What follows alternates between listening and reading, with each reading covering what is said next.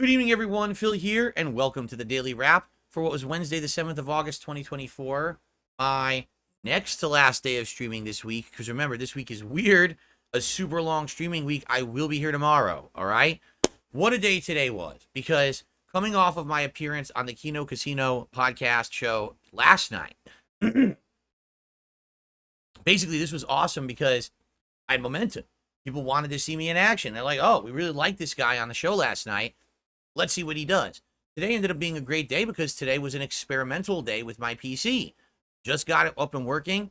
Yesterday, I did Street Fighter all day. Today, let's do everything but.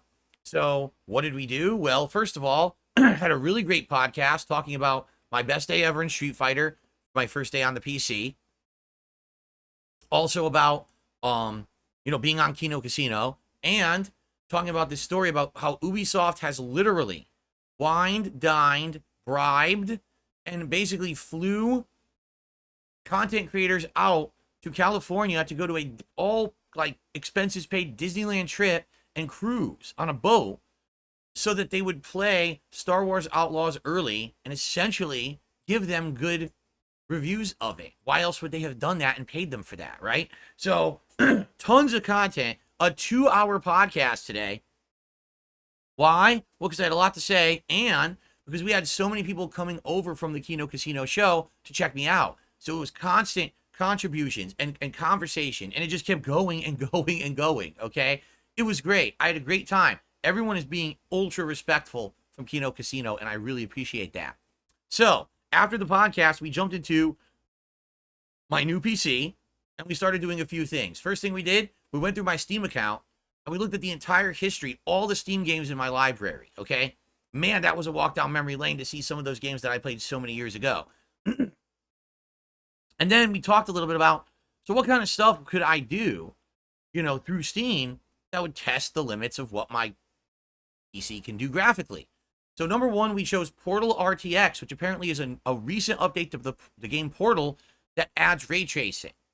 Second, we chose Riven Remake, which I just finished playing on the mini PC, but this time, let's pump it up to max graphics to see what it looks like. And then we chose the Resident Evil 4 Chainsaw demo on PC, where basically you go all the way through the intro to the game to the first, village portion. And that's when it ends. So let's do it, right? So first we did Portal. And it's funny because, Portal's a really old game.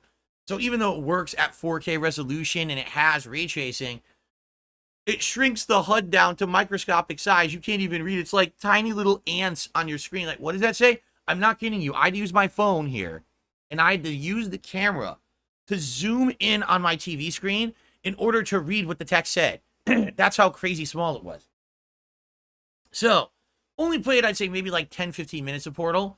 But, dude, at 4K, 60 frames per second, with the ray tracing on, it's amazing. Like, just the first button where you put the block down on top of it, the button is completely transparent.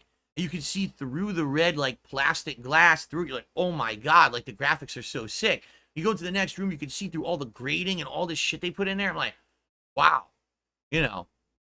Makes your jaw drop. The first chance, oh my God. So then I'm like, all right, that's an older game with a modern update. What about Riven Remake? That literally just came out. So we did two things with Riven Remake. First, we did 4K, 60 frames per second, everything turned all the way up. The game looked amazing. It had super hyper-realistic shadows that didn't look pixelated in any way. It looked like a real-life shadow. It was insane.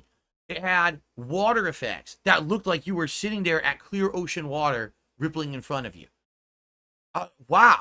So much amazing detail. Then I said, all right, but on the flip side, what if we try 120 frames per second with 1080p? So we did that, 1080p, 120 frames. It blew my mind because I've never seen 120 frames of animation ever before. Thankfully my TV supports it.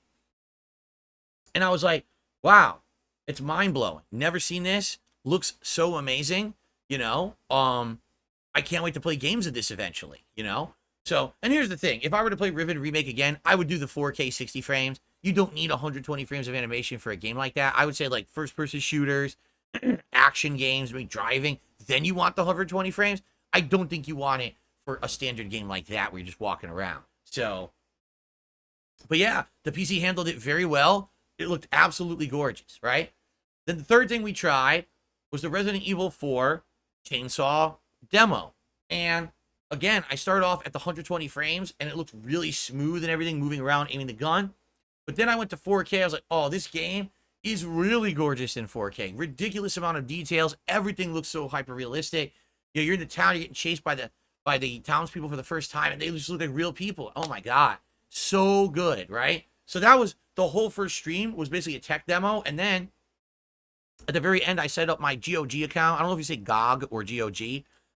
So now I have a GOG account, and the email is DSPGaming@hotmail.com.